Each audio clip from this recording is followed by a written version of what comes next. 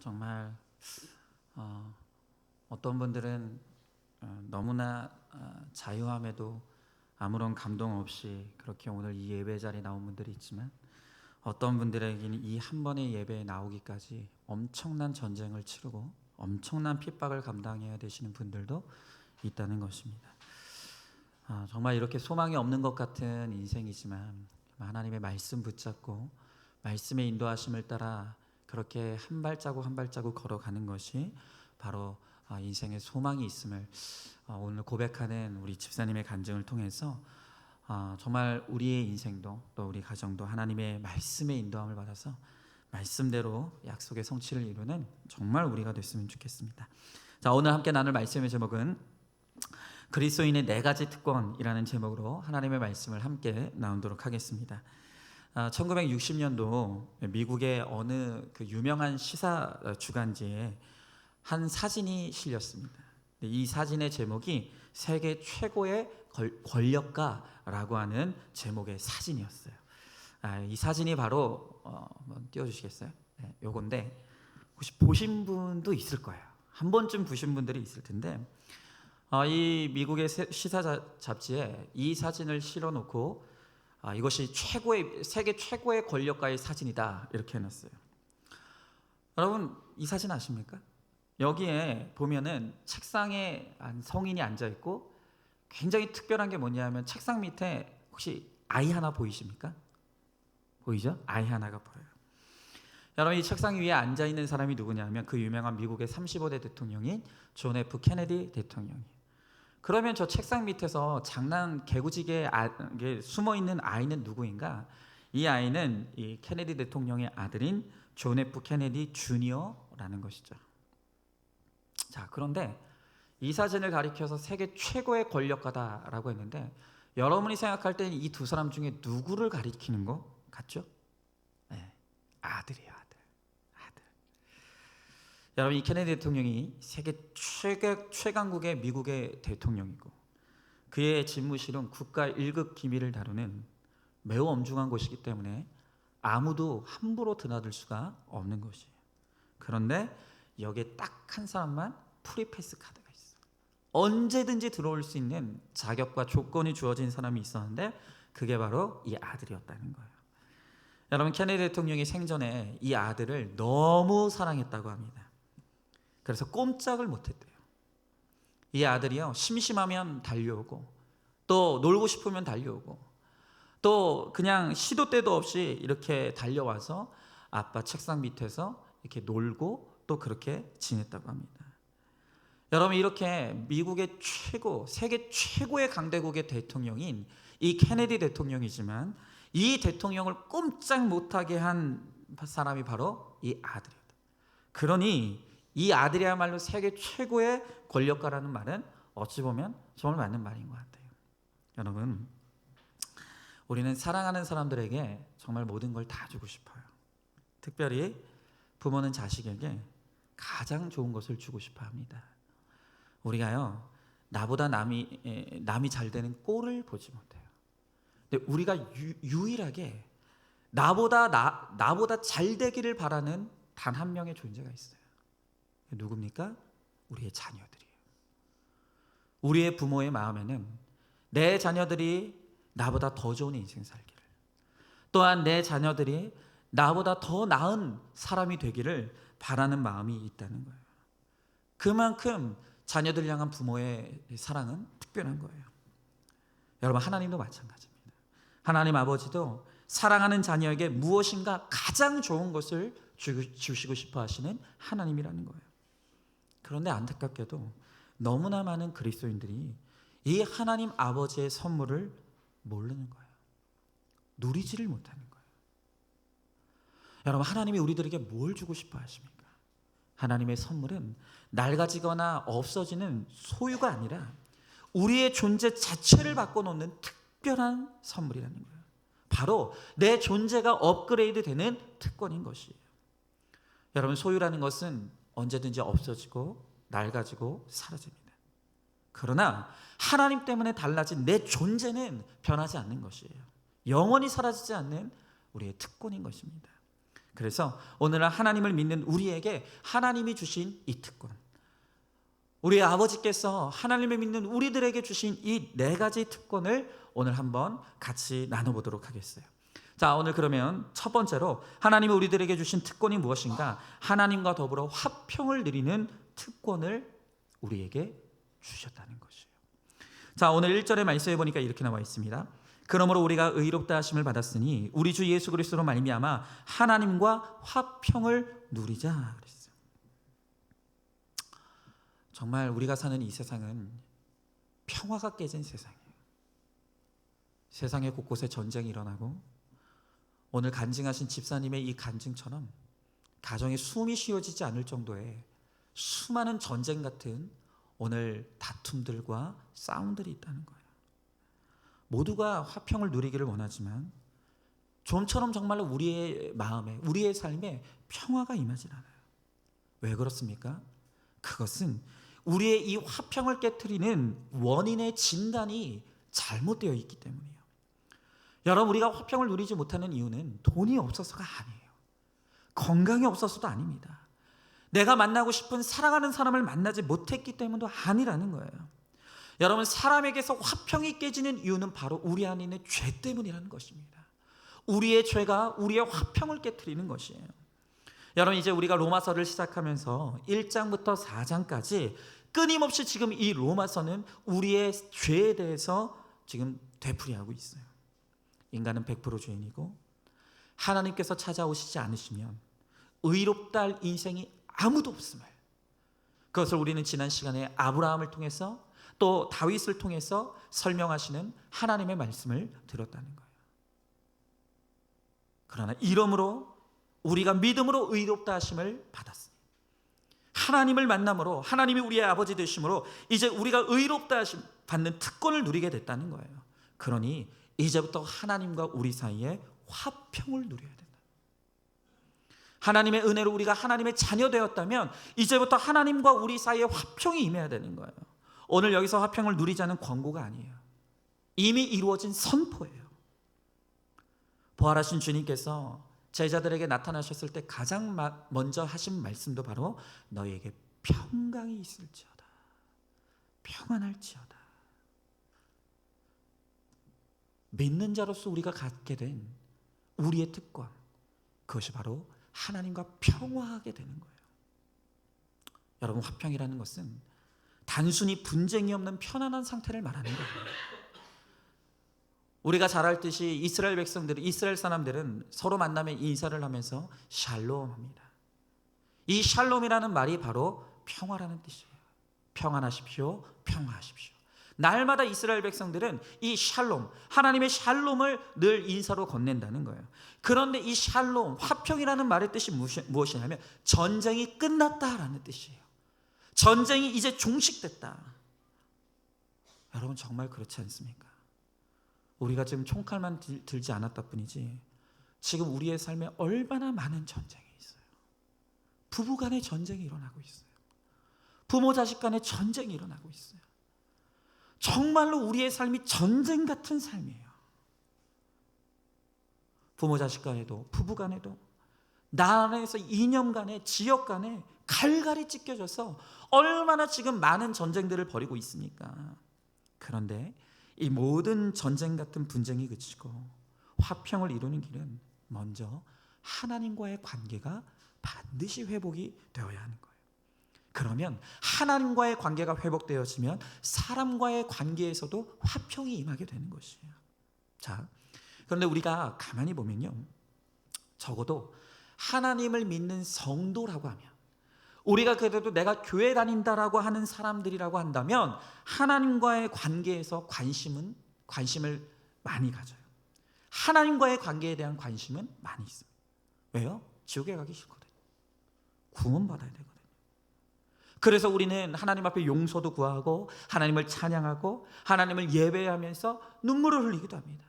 그러면서 우리는 정말로 내 인생의 구원을 위해서 하나님과의 관계에 있어서는 많은 관심을 기울여요. 그러나 문제가 뭐냐? 이렇게 구원받고 하나님과의 관계를 회복한 그 이후에 이제는 우리가 해야 될 일은 사람과의 관계에서 거룩을 이루는 거예요. 그런데 우리가 이게 안 돼요. 오늘 우리 중에 하나님과의 관계는 잘 이루신 분들이 있어요. 열심히 예배드립니다. 기도도 잘해요. 찬양도 열심히 합니다. 그런데 밖에 나가면 온통 관계가 깨어져 있는 거예요. 왜 그렇습니까? 오늘 하나님과 화평을 이루는 자들이 사람과의 화평을 이루는 이 거룩에 너무나 소홀하기 때문인 거예요. 그래서 우리가 관계가 깨지는 것이에요. 그러면 우리가 하나님과의 관계가 회복된 우리가 사람과의 화평을 이루기 위해서 어떻게 해야 될까요? 관계 회복을 위해서 가장 중요한 것은 무엇이냐면 바로 나의 질서와 위치를 아는 거예요. 가정에서 아내는 아내의 자리, 남편은 남편의 자리, 자녀들은 나의 자녀의 자리를 정확히 아는 거예요.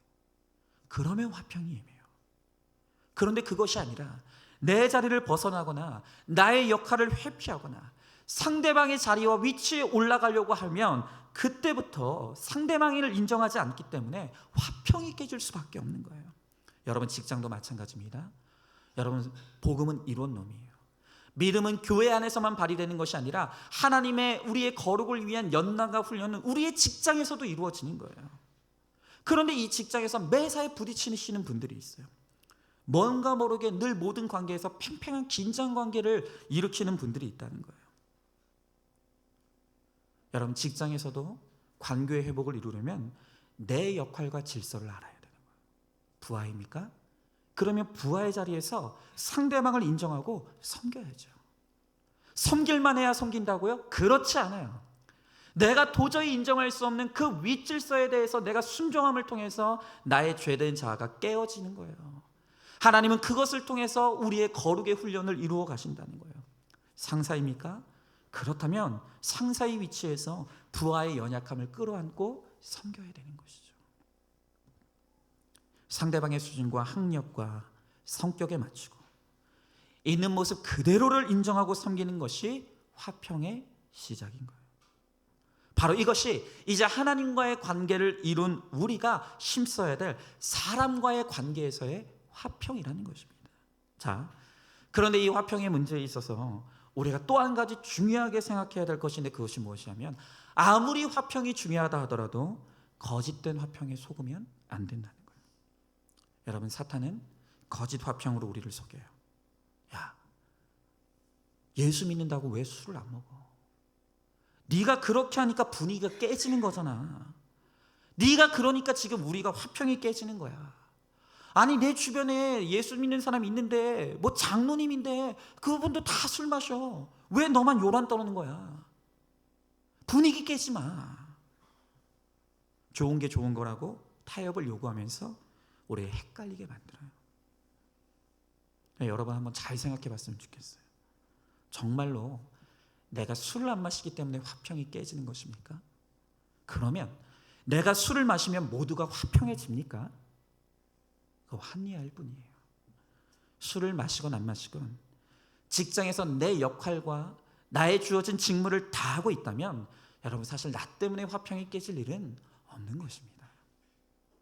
욕을 먹고 따돌림을 당한다 하더라도 하나님 때문에 내 속에 평강이 있다면 우리가 세상에 휘둘리지 않는다는 것입니다. 여러분 제가 뉴스를 보니까요, 이제는 내노라는 대기업들에서 담배를 끊고 금연하는 사람에게 인사고과에 많은 점수를 준다고 하더라고요. 또 요즘에는요 완전히 지금 회식 문화가 바뀌어가지고요 회식을 안 하는 추세고, 회식을 하더라도 술을 강요하지 않는 직장 상사가 부하들로부터 인정받는다고 합니다. 여러분 그러니까 믿음이라는 것은 교회 안에서만 작동되는 것이 아니라 믿음으로 우리의 삶의 모든 곳에 믿음의 삶을 살 때 우리가 세상에서도 이 믿음 때문에 인정받는 인생이 된다는 것입니다. 하나님과의 관계가 회복되면 사람과의 관계가 회복돼요. 그러므로 하나님과 더불어 화평을 누리는 자만이 진정한 화평의 사람이 되는 것이에요. 여러분 한번 질문해 보시죠. 화평하지 못한 가정과 직장에서 긴장과 스트레스로 지쳐 있습니까? 서로를 병들게 하는 긴장을 깨트리고 화평을 이루기 위해 지금 내가 해야 될 역할은 어떤 것입니까? 그리스도인으로서 사람이나 돈에서 비롯된 화평이 아닌 하나님과 더불어 누리는 화평을 여러분들은 보여주고 있습니까? 자, 두 번째로 오늘 그리스도인에게 주신 특권, 그것은 세상이 모르는 즐거움을 누리는 특권이에요. 자, 오늘 이전의 말씀에 보니까 이렇게 나와 있어요. 또한 그로 말미암아 우리가 믿음으로 서 있는 이 은혜에 들어감을 얻었으며 하나님의 영광을 바라고 즐거워하느니라 그랬어요. 2017년도에 한 의학 잡지가 이제 우리나라가 2030년이 되면 한국에서 태어난 남자 아이의 기대 수명이 84.07세가 된다고 합니다. 그러니까 지금 의학이 엄청나게 발전하고 있기 때문에 이제 우리의 기대 수명이 계속해서 늘어난다는 거예요.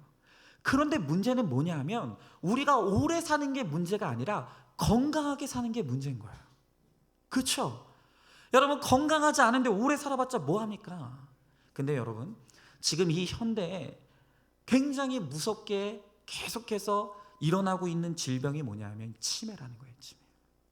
오늘 여러분들 가운데서 치매 걱정하시는 분들 많으시죠? 잘 들어보세요. 여러분, 이 신문에 지금 우리가 기대 수명은 늘어가는데 이 치매 환자가 늘어나고 있는 이 시대 가운데 치매를 예방하는 습관을 가르쳐줘요. 뭐냐? 하루에 2시간씩 책을 읽으라는 거예요. 답답하죠? 그죠? 네. 그리고 의도적으로 왼발과 왼손을 많이 사용하라. 그러니까 왼손잡이이신 분들은 오른손과 오른발을 많이 사용하라. 그런데 이런 여러 가지 가르침이 있는데 그 중에서 제가 이 기사를 보면서 가장 기억에 남는 것이 무엇이냐면 가능하면 자주 감동하라 그랬어요. 희노애락을 많이 느껴야 된다는 거예요. 그러면 치매에 걸리지 않는다는 거예요. 그래서 사람이 감동을 많이 느끼기 위해서 극장이나 공연장을 자주 찾아가라고 그렇게 조언을 하는 거예요. 그런데 여러분, 저는 이 기사를 보면서 우리 교회를 떠올렸어요. 우리가 교회에서 드리는 예배, 그리고 우리가 매주 듣는 간증, 소그룹에서 말씀을 나누고 우리의 고난과 또한 우리의 죄패를 들고 함께 나누고 함께 울고 웃는 바로 그것이야말로 우리가 진정한 감동을 누리는, 진정한 은혜를 누리는 최고의 장소라는 거예요. 여기에 진짜 눈물이 있고 여기에 진짜 우리의 웃음이 있다는 거예요. 여러분, 제가 요즘 이제 꽤 양육을 좀 하지 않았습니까? 제가 사실 우리 교회에서 이제 구속사로 양육하기 전에도 그 전에 제가 섬기는 교회에서도 많은 분들을 말씀 성경 공부도 하고 양육도 했어요. 그런데 제가 이제껏 수많은 양육을 경험했지만 제가 처음으로 이번에 남자 성도님 한 분하고 1대1로 양육을 하게 됐어요. 남자 성도님 한 분하고. 여러분, 한번 상상해 보세요. 대한민국에 중년의 남성 둘이 그냥 한 공간에 마주 앉아 있는 거예요. 생각만 해도 끔찍하지 않습니까? 여러분, 대한민국의 그 무뚝뚝한 중년의 남성 둘이 그냥 딱 둘이 밀폐된 공간에 서로 마주보고 앉아 있는 거예요. 상상만 해도 너무너무 어색하고 답답한 거예요. 여러분, 그런데 또 놀라운 기적이 뭔지 아십니까? 지금 그분과 오늘 이제 6주차 간증을 해요. 그러니까 5주차까지 지금 양육이 진행됐어요. 놀라운 기적이 뭐냐면 그 대한민국 성인 중년 남성 둘이 앉아서 양육을 하는데 거의 매 시간 평균 2시간 반을 양육을 하고 있어요. 2시간 반을. 뭐 그게 나랑 무슨 상관이야 생각하시는 분들이 있겠지만 2시간 반을 나눔을 하는 거예요. 근데 심지어 진짜 더 놀라운 기적이 뭔지 아십니까? 재밌어요. 그러니까 그분은 뭔지 모르겠지만 그분은 어떨지 모르겠지만 저는 너무너무 재밌는 거예요. 하나님의 말씀을 앞에 두고 함께 어린 시절을 기억하고 힘들었던 사건들을 나누고 이런저런 차마 하지 못했던 죄들도 나누고 하나님의 말씀 앞에서 듣기도 하고 말하기도 하면서 마음으로 공감하기도 하고 채우라고 그렇게 웃으면서 그렇게 그분과 이 밤을 보내는 거예요. 저는 오늘도 이 주일 예배가 끝나고 목자 모임 다 끝나고 나면 오늘도 그분하고 만나가지고 그렇게 양육을 할 거예요. 오늘은 또 어떤 나눔이 이루어질지 모르겠어요. 또 이 설교 듣고 오늘은 내가 입 다물고 가만히 있어야지 그렇게 마음 먹고 계실지도 모르겠는데 근데 그분이 그런 얘기 하시는 거예요. 사실 정말로 가정의 평화를 위해서 하도 아내가 정말로 정말 제발 양육 한 번만 받아달라고 하도 애원해가지고 가정의 평화 때문에 사실은 왔다는 거예요. 그런데 이분이 하시는 말씀이 뭐냐면 사실 난감했다는 거예요. 야, 도대체 목사하고 1대1로 만나가지고 뭔 얘기를 하냐. 그런데 술이나 먹고 취하면 그냥 시기의 남자들하고 이런저런 얘기를 한다고 하지만 멀쩡한 정신은 도대체 무슨 얘기를 하나 걱정했었는데 해보니까 시간이 금세 가는 거예요. 2시간이 훌쩍 가는 거예요. 그러면서 저번 주에는 그러시더라고요. 목사님, 나만 너무 많이 이야기한 것 같다고. 여러분, 세상은요 술 기운에 울어요. 술 기운에 웃어요. 그런데 그 술 기운에 울고 웃는 것이 얼마나 공허합니까? 깨고 나면 아무것도 아닌 거예요. 그러나 교회는 성령의 충만한 기운으로 함께 울고 함께 우는 거예요. 그리고 그 안에서 함께 변화되어져 가는 거예요. 여러분, 이 교회 공동체야말로 진짜 치매와 암을 예방해주는 최고의 장소라는 거예요. 여러분, 일주일 동안 정말 가슴이 속이 터지는 답답한 일이 있었습니까? 너무너무 힘든 고난이 있었습니까? 오늘 목장에서 다 털어내는 거예요. 시원하게 욕하세요. 그리고 회개하시고. 여러분, 눈물 흘릴 일 있었습니까? 쏟아내시고. 여러분, 사방천지에 지금 내 눈물을 받아줄 때가 어딨냐고요. 어디를 돌아보세요. 내 한숨 받아줄 때가 어디 있습니까?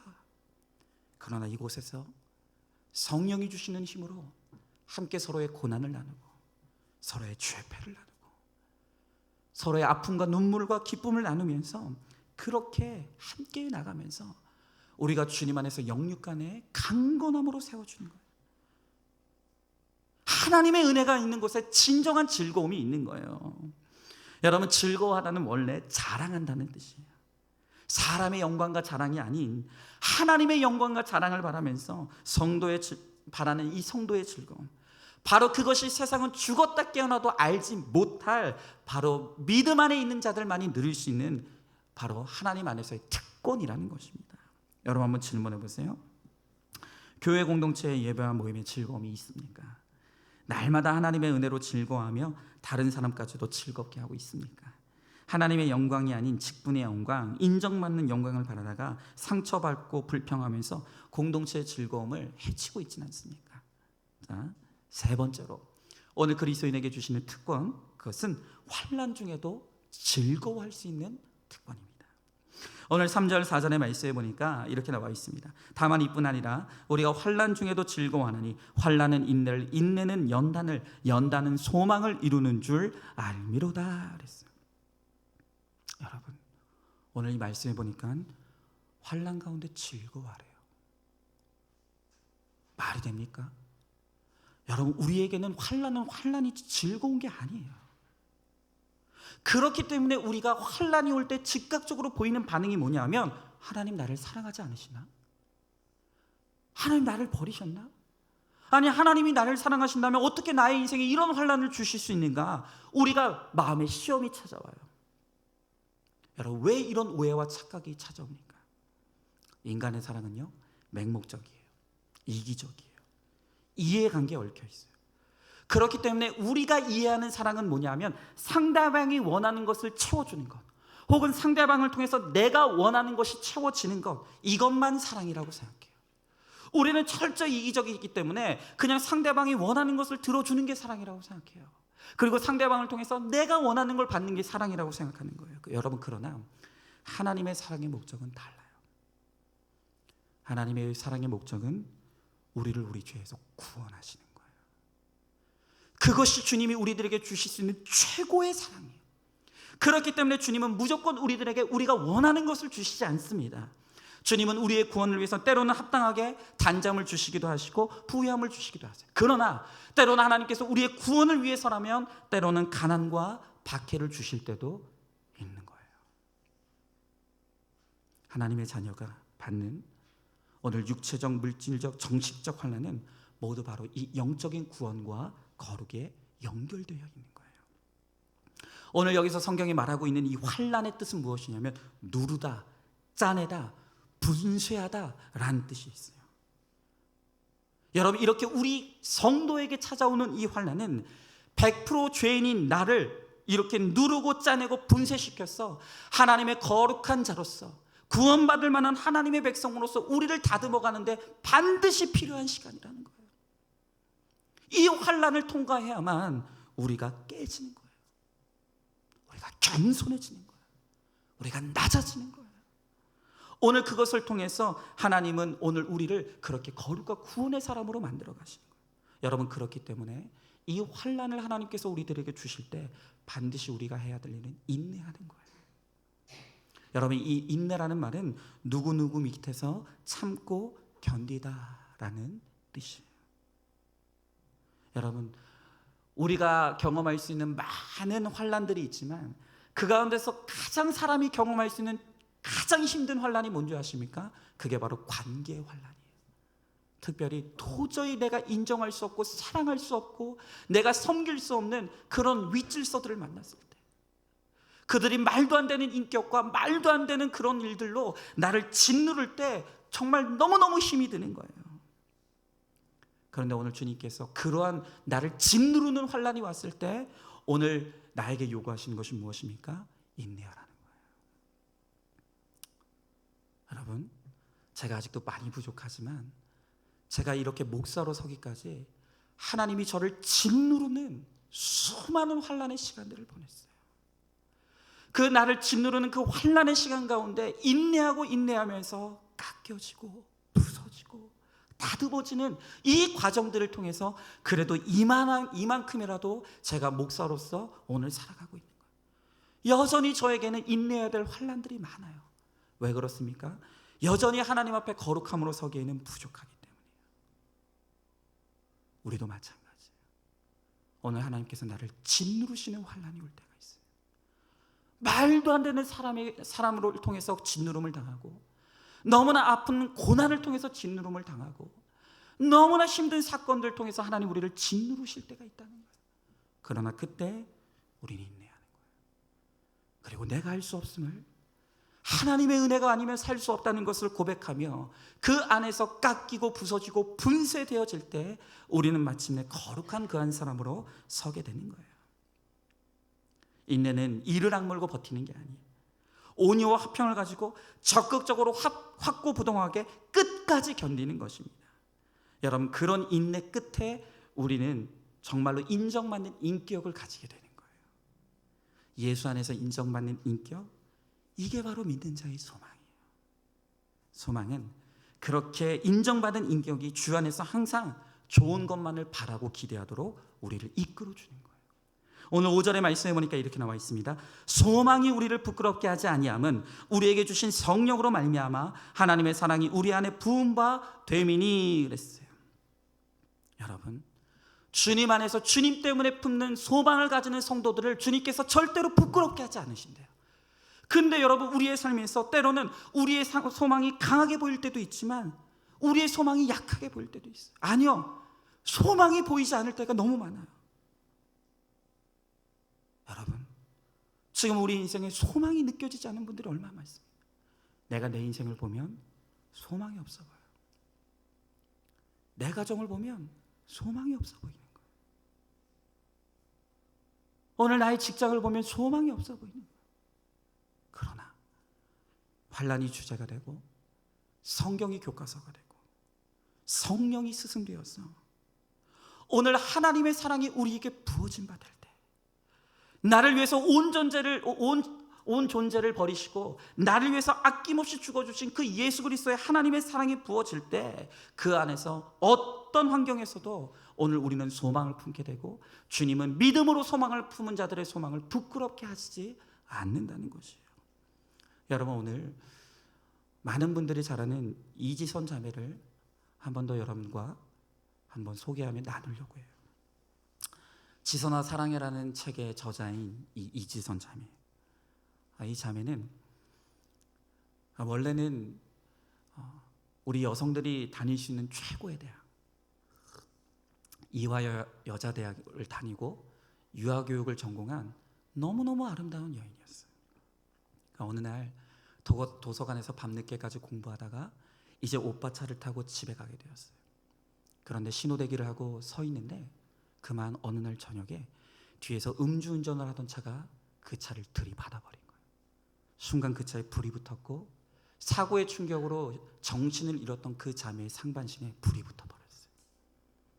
오빠가 가까스로 그 자매를 차에서 끄집어냈지만 상반신에 이미 너무나 많은 불이 붙어 있었기 때문에 전신에 이 상반신에 55도의 화상을 입고 완전히 피부가 죽어버리고 말았어요.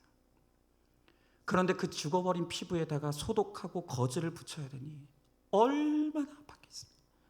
1년 동안 병원에 있으면서 화상 치료를 받으면서 정말 지옥이 따로 없었다는 거예요. 그러면서 그 자매는 비명 지르듯이 예수님은 화상당해 보시지 않았잖아요. 예수님은 내 고통 모르시잖아요. 비명 같은 원망과 하나님을 향한 삿대질을 했다는 거예요. 육신의 고통도 말할 수 없는 고통이죠. 그러나 이 자매가 다시는 돌아갈 수 없는 너무나 끔찍한 몰골로 변해버린 화상의 상처를 보면서 진짜 아팠던 것은 무엇이냐면 나의 너무나 달라져 버린 외모, 괴물같이 일그러진 이 외모 때문에 너무나 마음이 아팠다는 거예요. 그 고통이 감당이 안 돼가지고 그냥 병실에 있는 이 거울을 다 치워버렸대요. 그런데 어느 날 밥을 먹는데 숟가락에 비친 자기 모습을 본 거예요. 너무 징그러운 거예요. 그러면서 하나님 앞에 절규하면서 외치기를, 하나님 살려놨으면 대책이 있을 거 아니냐고, 차라리 나를 죽이시지 왜 살려놓으셨냐고, 하나님 살려놓았으면 대책이 있으시지 않으실 거냐고 하나님께 따지듯이 기도했다는 거예요. 여러분, 도대체 다시는 예전으로 돌아갈 수 없는 너무나 흉측한 몰골로 변해버린 이 자매의 인생에 무슨 소망이 있죠? 여러분, 이와 같이 우리 인생에도 소망이 없는 것 같은 우리의 삶을 바라볼 때가 있다는 거예요. 누구나 믿음에서 이런 과정을 겪어요. 우리의 믿음이 어릴 때는 이런 변하지 않는 내 자신을 보면서, 변하지 않을 것 같은 환경을 보면서 자신을 정죄하고 하나님을 원망하기도 하고. 그런데 오늘 하나님 뭐라고 말씀하십니까? 소망이 있대요.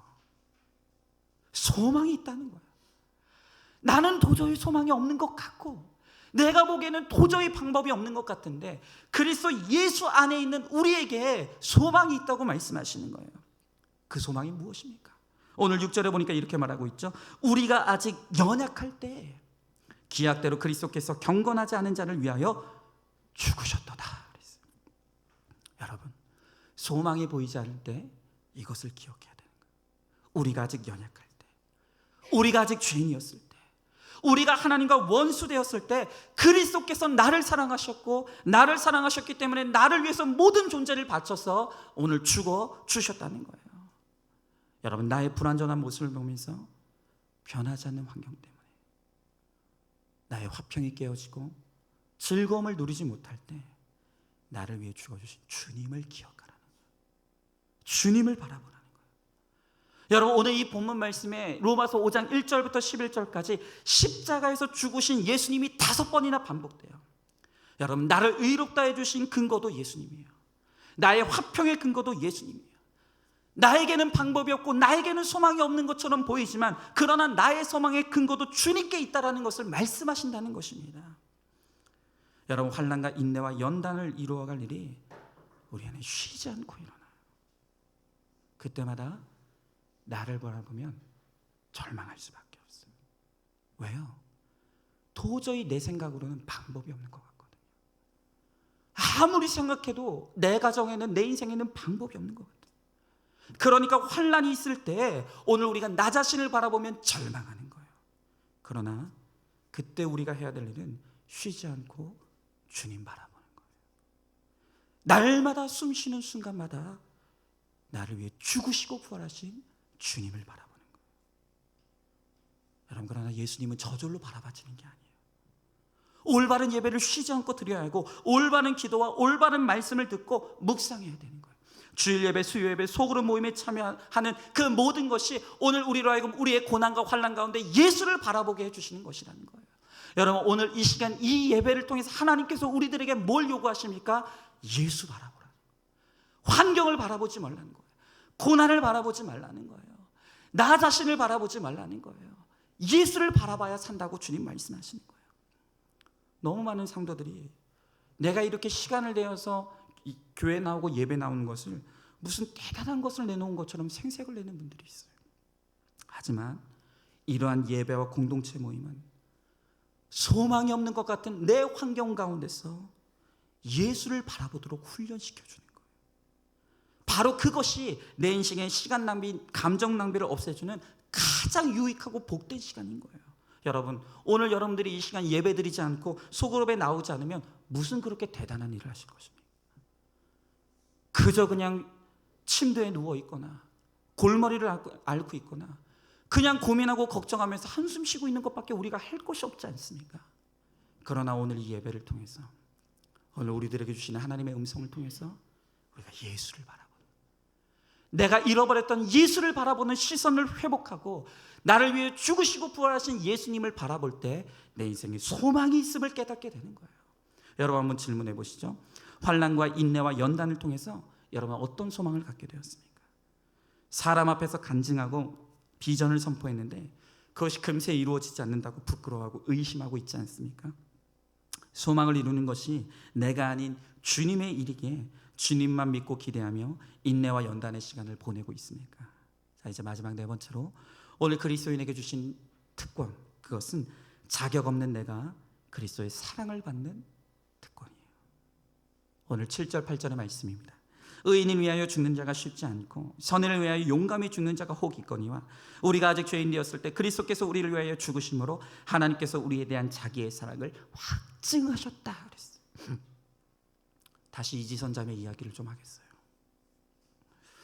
이 이지선 자매가 정말 아픈 시간을 보내면서 너무 과분할 정도로 많은 사랑을 받았대요. 가족으로부터 사랑을 받았고 또 주변에 있는 성도들로부터 사랑을 받았고 또 알 수 없는 많은 사람들로부터 관심과 격려를 받았다는 거예요. 그런데 그럼에도 불구하고 이 자매가 정말 너무 아픈 시간을 보내면서 깨닫게 된 게 무엇인 줄 아십니까? 이 고통은 나밖에 겪을 수 없다는 거예요. 누구도 내 고통을 이해하지 못해요. 누구도 내 고통을 덜어줄 수 없어요. 그냥 이 아픔과 고통은 그냥 나밖에 감당할 수 없는 거예요. 고통 자체도 힘들었지만 정말 힘들었던 건 무엇이냐면 외로움이었다는 거예요. 이 자매가 이 화상 치료를 1년 동안 하면서 처음으로 다니던 교회 주일 예배를 출석했대요.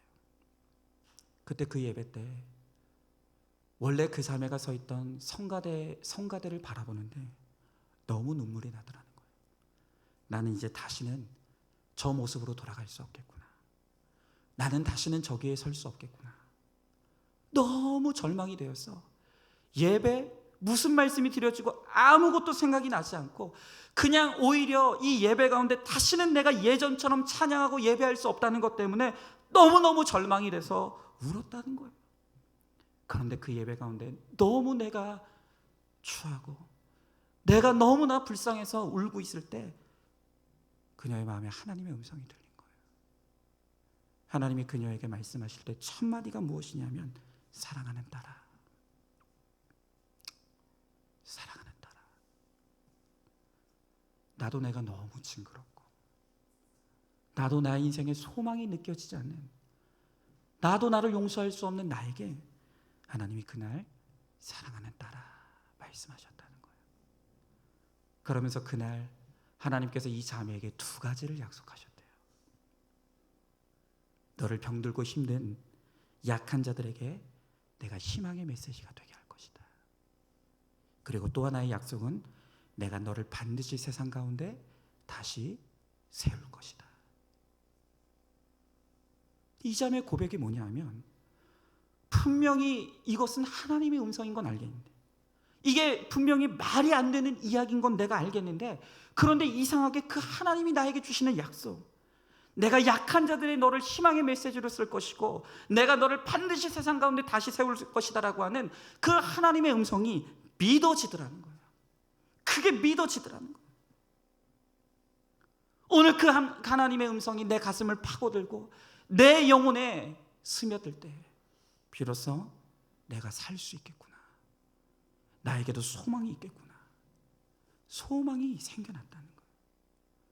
그리고 그렇게 그날 찾아온 예수님의 사랑의 고백을 통해서 예수님을 만나게 되고 예수님의 사랑을 깨닫게 되니까 사실은 이 사랑이, 화상이 사랑의 흔적이라는 것을 그가 깨닫게 되었다는 거예요. 그때부터 그가 책을 쓰기 시작했고, 그가 병상에서 느꼈던 그 많은 아픔들을 함께 나누기 시작하고, 그 나눔들이 수많은 사람을 살리는 약재료가 되기 시작한 거예요. 여러분, 오늘 이 시간 제가 오늘 말씀을 마무리하면서 바로 이지선 자매의 이 간증을 짧은 영상으로 한번 함께 들어보는 시간을 한번 가져보도록 하겠습니다. 우리 함께 들어보겠습니다. 수면제를 먹어야 잠이 드는 날들이 계속되는데요. 그거보다 더 힘들고 괴로웠던 건 제 마음이었던 것 같아요.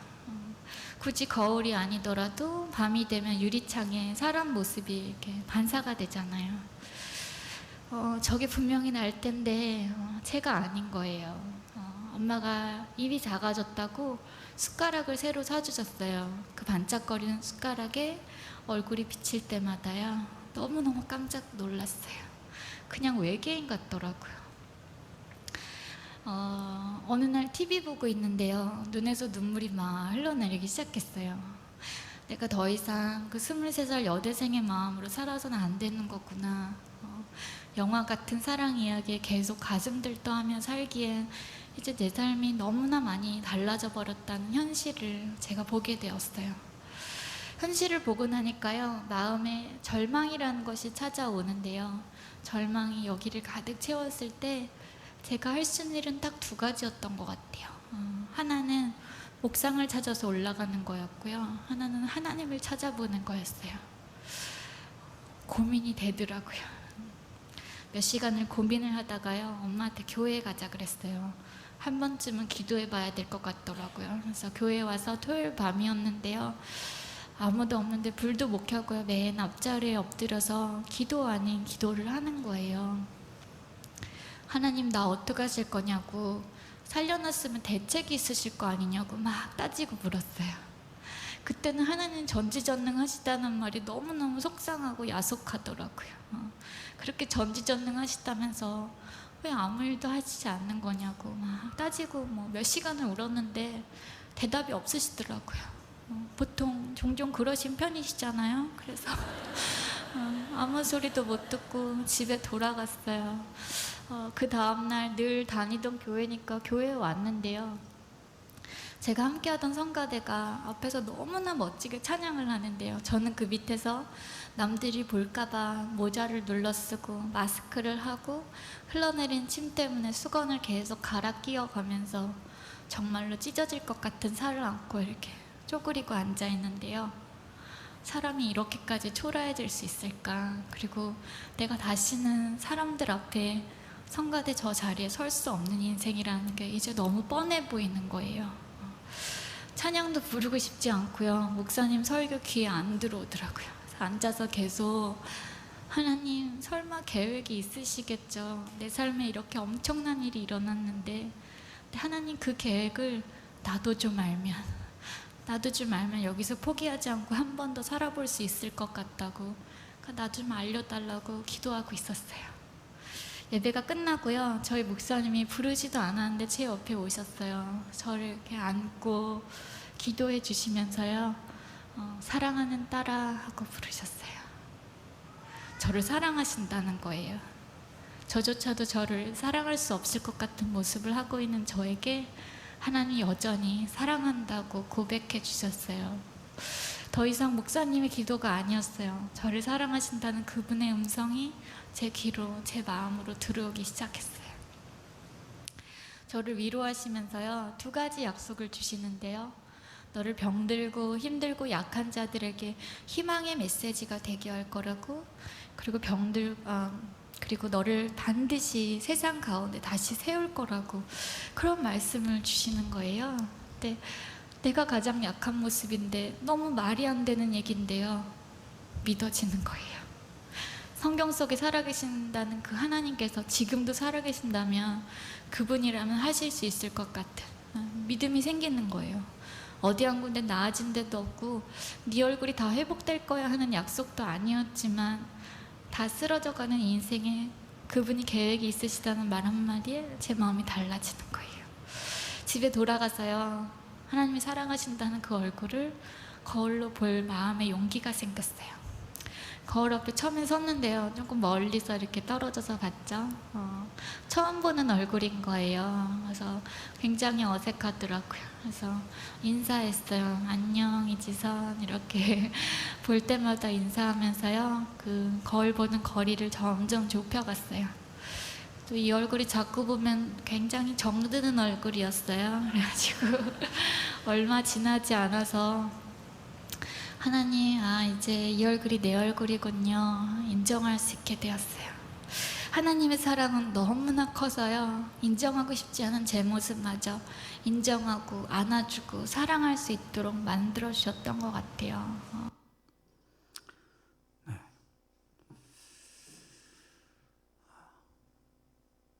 여러분, 눈으로 보기에도 어떤 소망이나 기대를 할 수 없는 그런 모습 아닙니까? 그런데 이렇게 소망이 없는 이 자매의 인생에 소망을 있게 하신 것은 그의 안에 들어오신 주님의 사랑이었다는 거예요. 그 사랑. 여러분, 이 간증 영상이 벌써 10수년 전에 막 치료를 끝내고 그렇게 했던 간증의 영상이에요. 그리고 주님은 이 자매에게 주셨던 그 약속의 말씀 그대로 10수년 후에 미국에 유학을 보내주시고, 그리고 지금은 한동대에서 그렇게 교수로 상담 심리를 사람들에게 가르치고 또 이렇게 전하는 교수로 지금 너무나 열심히 많은 사람들을 살리는 일에, 또 자신의 고난을 약재료로 간증으로 많은 사람들에게 위로를 주는 일에 너무나 귀하게 쓰임받고 있다는 거예요. 어느 날 이 오빠, 이 딸을 그 불뚝 구덩이에서 건져냈던 이 오빠가 딸한테, 이 동생한테 그렇게 물어봤대요. 야 동생아, 그날 그때 몸에 불이 붙지 않았던 그 시간으로 하나님께서 다시 시간을 되돌려 주신다고 하면 너 그때 돌아갈래 안 돌아갈래? 어느 날 연필을 딱 붙잡고 연필을 앞에다 두고 그러더라는 거야. 상상이지만 네가 이 연필을 딱 붙잡는 순간 불이 났던 그 시간 전으로 돌아갈 수 있다라고 한다면 너는 갈래 안 갈래? 이 자매의 고백이 무엇이냐면 안 갈래요. 왜냐하면 이 사고를 당하기 전에 나에겐 꽤 괜찮은 외모도 있었고 학벌도 있었지만 그때 나는 주님을 몰랐다는 거예요. 주님의 사랑을 깨닫지 못했다는 거예요. 그렇게 살아봤자 나는 그냥 뻔한 인생으로 살다가 죽었을 것이다. 그러나 비록 내가 잃은 것이 있지만 이 고난을 통해서 나는 주님을 만났고 주님의 사랑을 깨달았다고. 값으로 매길 수 없는 너무나 많은 것을 누리고 있기 때문에 나는 이제 그때로 돌아가고 싶지 않다고. 여러분, 그렇습니다. 나를 위해 죽어주신 예수님을 보지 않으면 나 자신도 나를 용서할 수 없는 거예요. 왜요? 100% 죄인인 나의 안에는 선한 것이 아무것도 없기 때문에. 나만 쳐다보고 있으면 나도 사랑할 수 없고 누구도 사랑할 수 없는 거예요. 여러분, 나를 죽기까지 사랑하신 그 하나님처럼, 하나님의 사랑처럼 오늘 이 시간 주님의 사랑 안에서 좀 나를 좀 사랑으로 껴안아 줬으면 좋겠어요. 우리는 하나님의 사랑받는 존재들이에요.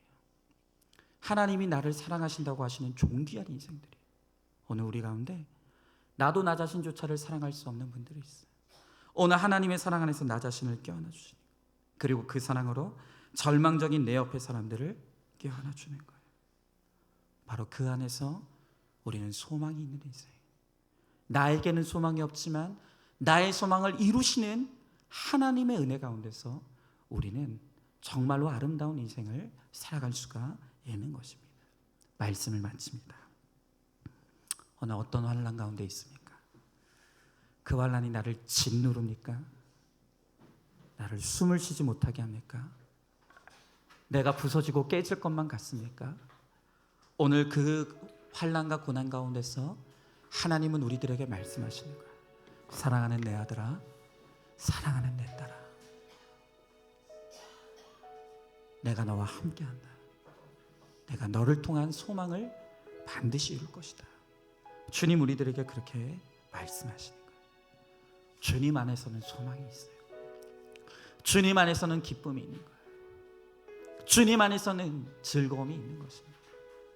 나를 보면, 내 가정을 보면, 내 자녀들을 보면 아무것도 소망할 것이 없고 아무 방법이 없는 깜깜한 저녁 같고 깊은 웅덩이에 내가 있는 것 같지만, 십자가에 달리신 주님을 바라보면 거기에 바로 내 소망이 있다는 거예요. 우리 날마다 숨쉬는 순간마다 비록 내 앞에 어려운 일이 있지만, 그러나 나를 위해 죽으시고 부활하셨어, 나를 사랑한다고 말씀하시는 그 주님을 바라보길 원해요. 그리고 그 주님 안에서 주님이 우리에게 주시는 소망을 품고 오늘도 담대하게 일어나므로 나의 소망을 마침내 부끄럽게 하지 아니시는 그 주님의 은혜를 누리는 우리가 되기를 원해요. 오늘 이 시간 이 찬양 우리 같이 찬양하면서